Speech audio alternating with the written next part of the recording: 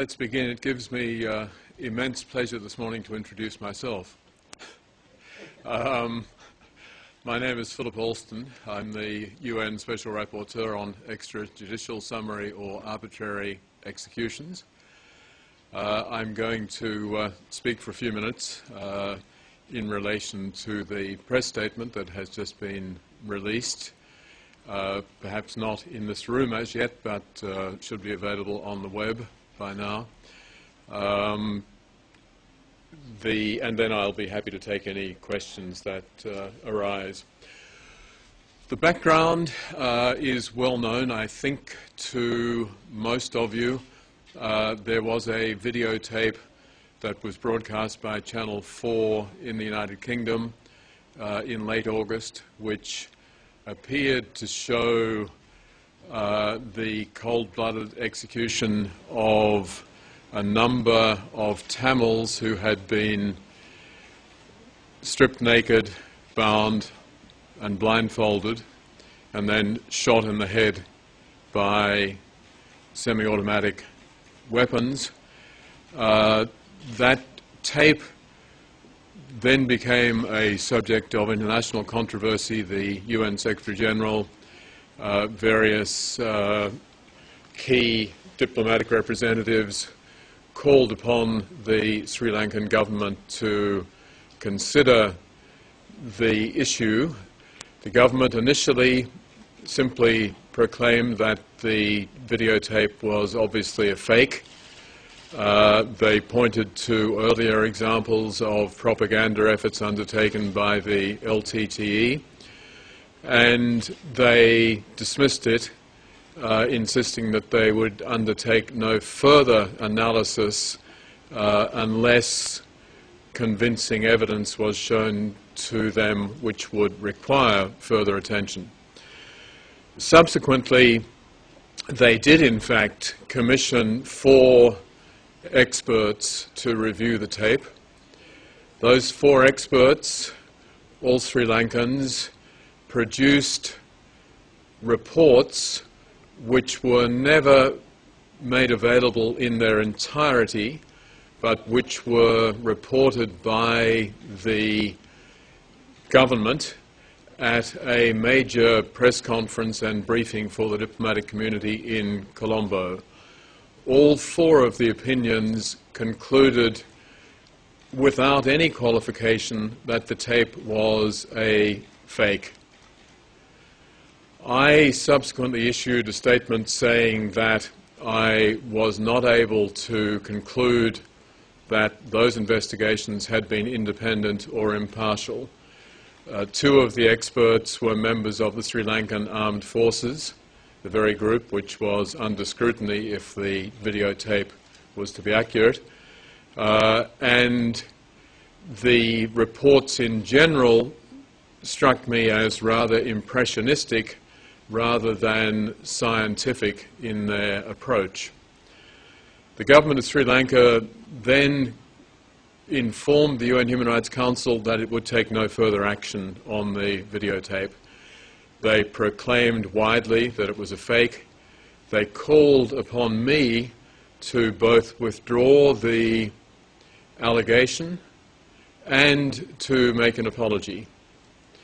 In addition, senior government officials were highly critical of me for having failed to undertake my own analysis of the videotape's authenticity.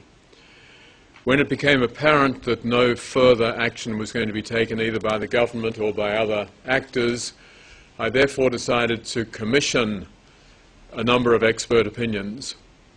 I spoke widely to individuals within the broadly defined forensic community in this country, and I identified 3 individuals whose expertise is described in the background materials.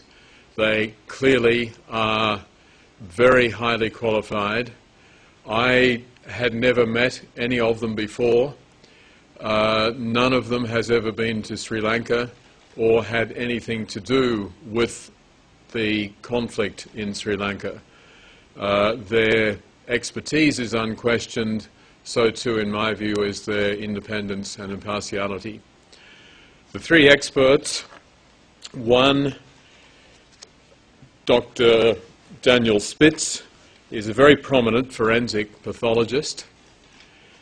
Second, Mr. Peter Diachuk is an expert in firearms evidence, runs the forensics program, one of the most important in this country at the John Jay Criminal Institute here in New York.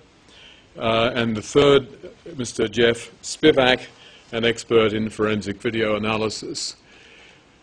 Each of these experts subjected the videotape to a very careful and thorough examination, and each of them concluded that there was nothing to indicate that the video was a fake. My own interpretation of their conclusions is that they point very clearly to the authenticity of the video. In addition, the various points raised by the Sri Lankan experts are, for the most part, systematically rebutted by these independent experts. The result of this analysis, then, would seem to point to the need for the government of Sri Lanka to undertake the investigation that I had called for initially. Before I draw my final conclusion and then open the conference for questions, I want to add in full and comprehensive disclosure that there were several items which the experts were not able to resolve based on the absence of the necessary evidence. In other words, the tape itself did not enable a conclusion to be reached definitively. They are noted in my statement, but the most important of them by far is the fact that the date encoded in the video is that of 17 July 2009. Now, as we know, the conflict concluded in May of 2009. And so if that date were definitive, this would be a problem. Not that the videotape would have been staged, because every indication is that the killings were genuine, were undertaken in the way depicted. But it would certainly indicate that the video was not taken during the final phases of the conflict, as alleged by those who released the tape. The experts simply responded to that by noting that one fixes the date on a mobile phone, which is the device on which this was almost certainly taken, oneself. And the Philips phone on which this was taken, as the analysis demonstrates, provides for whoever is using the phone to set the date. There is no reason why the date was necessarily going to be correct, and there are reasons why the individual taking it may have wanted to change the date so that the video could not be tracked back. Now, this is pure speculation on my part, but we would have to assume that the video was taken by a soldier, one of those who was a colleague of the other Sri Lankan soldiers who appear on the video, and that individual would presumably not want to be able to be identified, which would follow from having a precise date show up on the videotape. So there is a reason why the date might have been altered. But as I said, the conclusion clearly is that the videotape is authentic.